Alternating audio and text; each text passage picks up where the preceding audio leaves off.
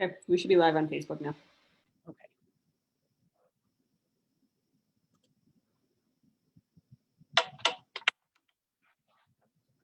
There it is.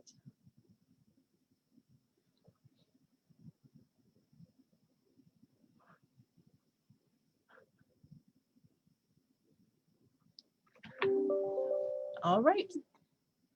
So we'll go ahead and get started. Thanks for joining us here today. We have some people on Zoom that will be talking today, and others can be watching live from Facebook. If you have any questions, you can either type them in the chat on the Facebook page, or if you're on the Zoom and have questions, you can chime in, and then we'll you'll see on the slides different places where we'll have you guys sharing information as well. So I'm going to go ahead and share my screen because we do have a slideshow we're using today. If I can find it now. There we go.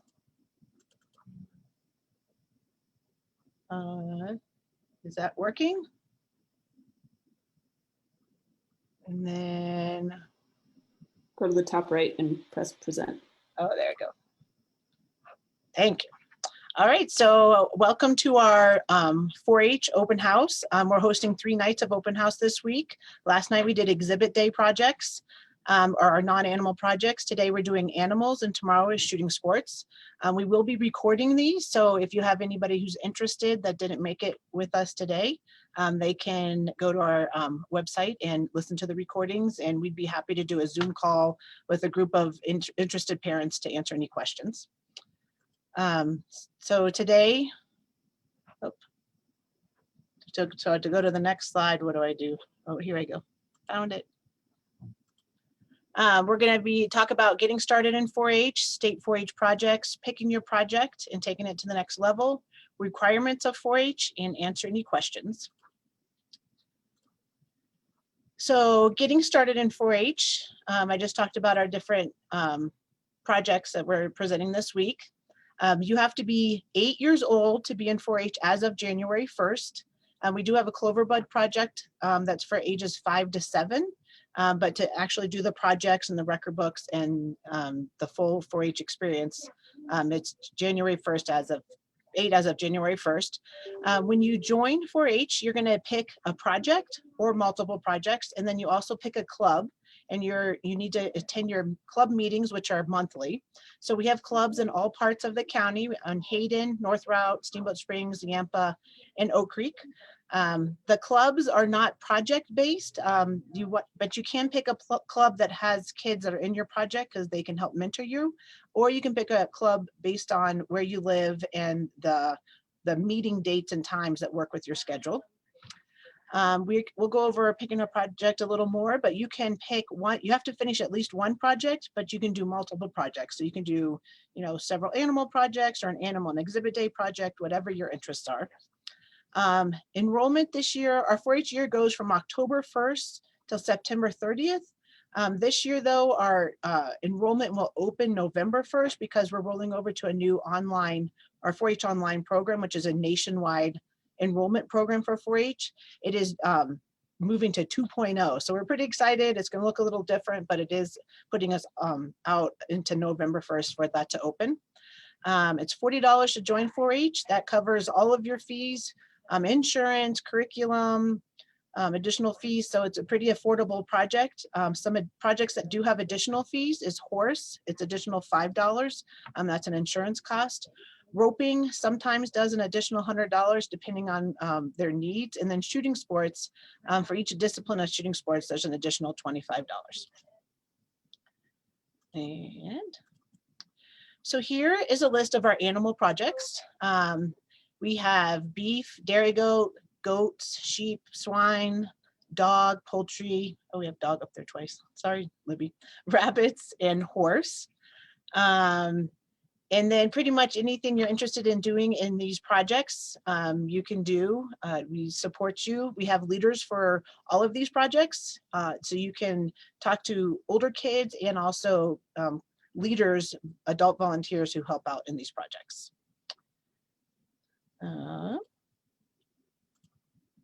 So requirements in 4-H, as I said earlier, you want to complete at least one project a year, and that includes completing a record book.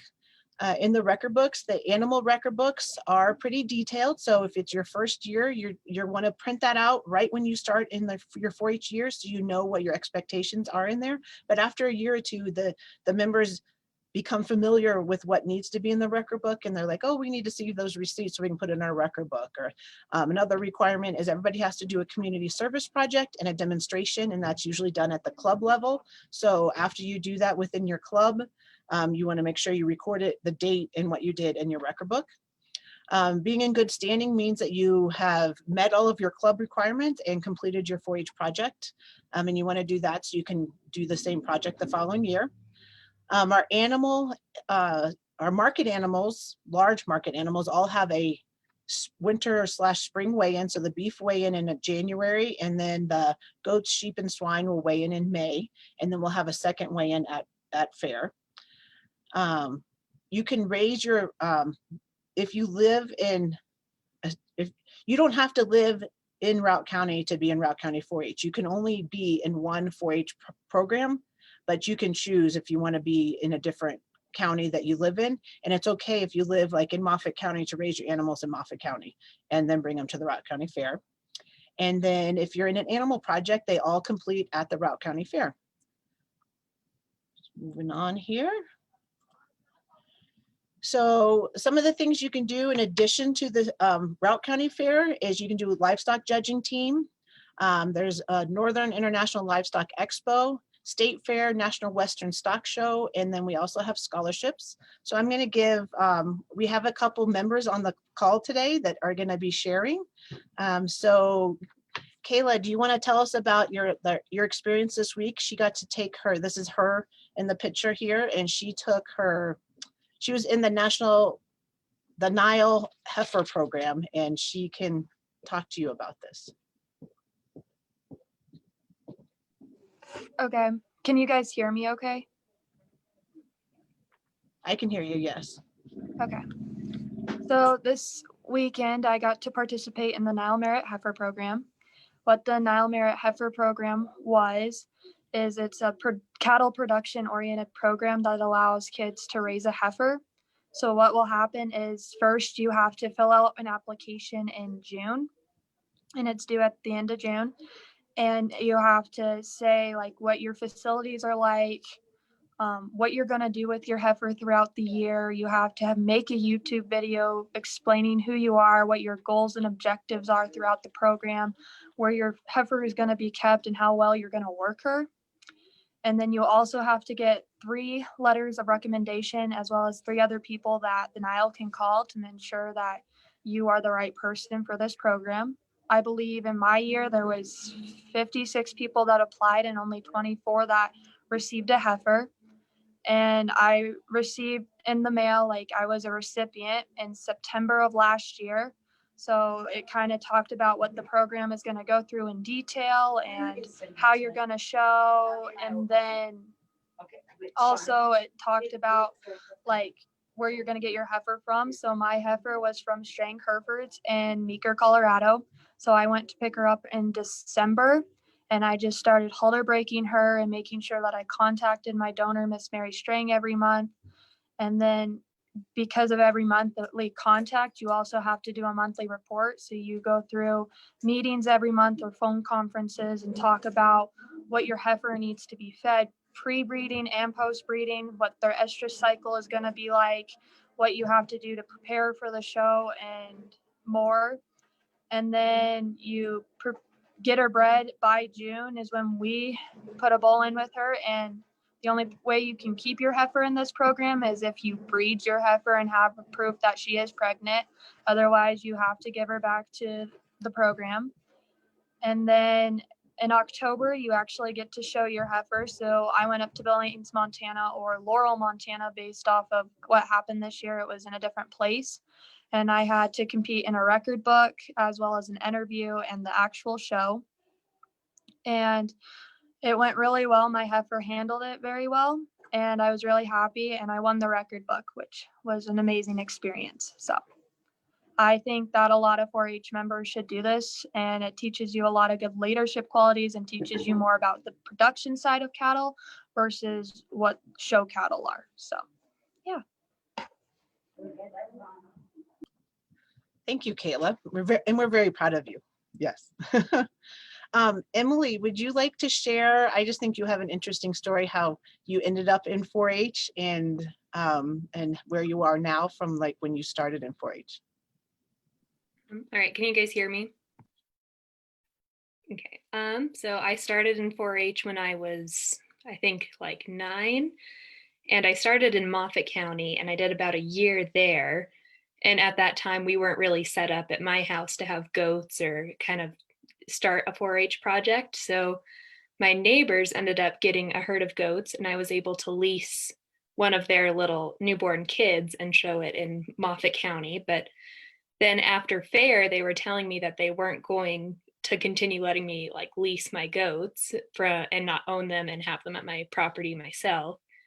So then I switched over to Routt County Fair, and I was able to lease and change out different dairy goat animals and just kind of grow like what I wanted to do in 4-H. And I think after about 2 or 3 years, I ended up having my own herd. I started with like a tiny little Nigerian dwarf doe named Penelope. And then right now I have 10 out in the field. They're just sitting outside my window here. And then, yeah, after this year, I have been raising Nigerian dwarfs for about 8 years. So this year I wanted to try something new, and I ended up raising 2 market goats. And I ended up getting reserve champion in showmanship and second in the carcass contest, which was pretty great. Thank you. And Haley, will you share with us what you participate in 4-H? I mostly just show my rabbits and then do market rabbits. And what led you to get involved with the rabbits and then market rabbits? What made me get into What made you get involved? well, my mom, we were going through the whole entire list one day and she's like, "Oh, do you want me to buy you a rabbit? You can show rabbits." So I was like, "Sure." And then we bought one rabbit. We met some people at fair, and then they sold us a couple of rabbits, and I started getting into breeding them. And then slowly I just kept buying more rabbits, experimenting with breeds so that way I can figure out what I like better.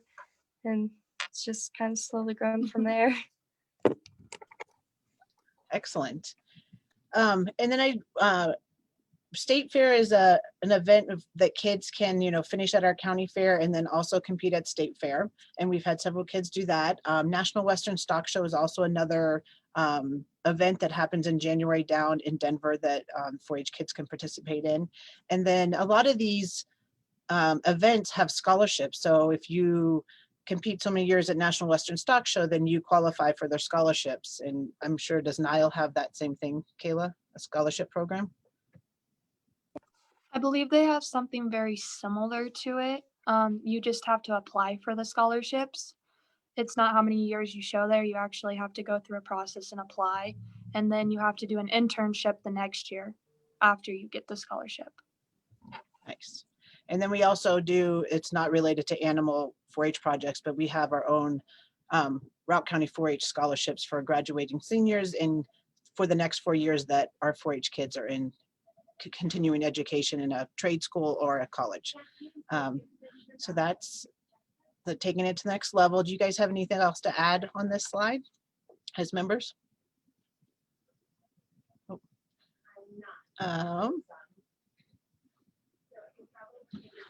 And so I just wanted to ask you, the members that are on, what is something that you're going to take away from 4-H or that stands out for you in your 4-H career that you would like to share, or something that you wish you knew when you started 4-H, when picking your projects, or something you would want to share with a new family that might be watching this video and wanting to learn something about 4-H? So one thing personally that I've gained through 4-H is just being able to motivate myself to go up and actually talk to producers as well as other members and kids, because I'm very shy around other people. So this has actually let myself like get to know other people in an environment that feels friendly. And it also, one thing I learned through 4-H is that you can gain a lot of leadership skills and know how to present yourself, as well as be able to talk about the program and what it actually is about. One thing I wish I kind of learned or knew about before I joined 4-H is that there is other projects. Instead of just large animals, there's also small animals, as well as like sewing, cake decorating, and those types of projects, because I didn't know that when I joined. I found that out later, but that's one thing I would probably take away. For me, something that I wish I kind of knew was starting with rabbits, what rabbits are best for me, and then what kind of rabbits I'm going to be getting into.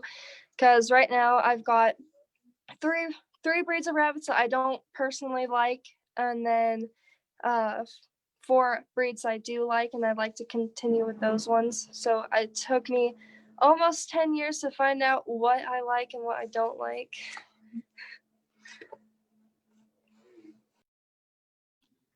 Emily? Yeah, I definitely agree with what Kayla said. Like, I'm also a very shy person, and through 4-H, you have to learn how to advocate for yourself. And it's really kind of terrifying the first time you step into a show ring, because I mean, after all that work, you're kind of showing it off to the public, and you really have to find your own confidence. And one thing I've also learned is like, you kind of have to find your own way how to do things. I mean, you can look around at all different people at fair and you can try to copy what they're doing, but really you have to figure it out yourself. And in order to like kind of progress your project and get where you want to be, you really have to, you can't have your parents do it, you can't have your friends do it, you really have to be hands-on with your projects. And yeah, just in order to succeed, it's definitely taught me how like you have to keep at like even difficult stuff. Like I've had a couple goats that have really made me just want to give up, and even some horses too, since I show horses. Like there's definitely times when you just kind of want to disappear, but you can't do that. You have to stick with it. And I think one thing I wish I knew was that it's going to take a really long time to find out what you really want to do in 4-H and what you're going to get out of it. And yeah, I also think that 4-H has just definitely taught me how to be like more confident and more decisive in what I want to do in my future. Thank you, Emily.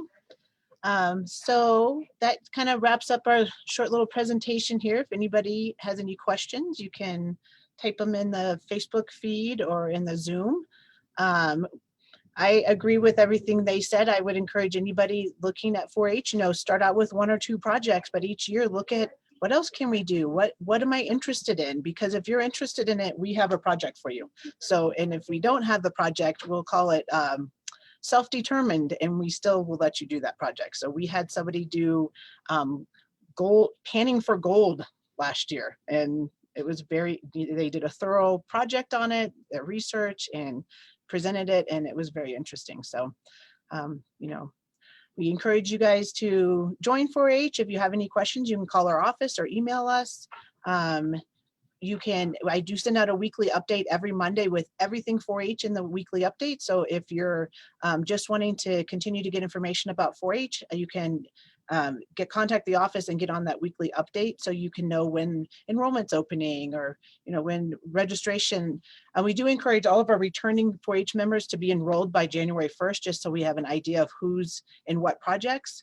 On average, we have about 300 kids enrolled in Routt County 4-H, and around 100 adult volunteers that support those youth. If you're an adult who is interested in helping out in 4-H and you see any of these projects that you might be interested in, we're always looking for adult leaders to sign up as 4-H leaders and help us out. That's how our program is run, with our volunteers.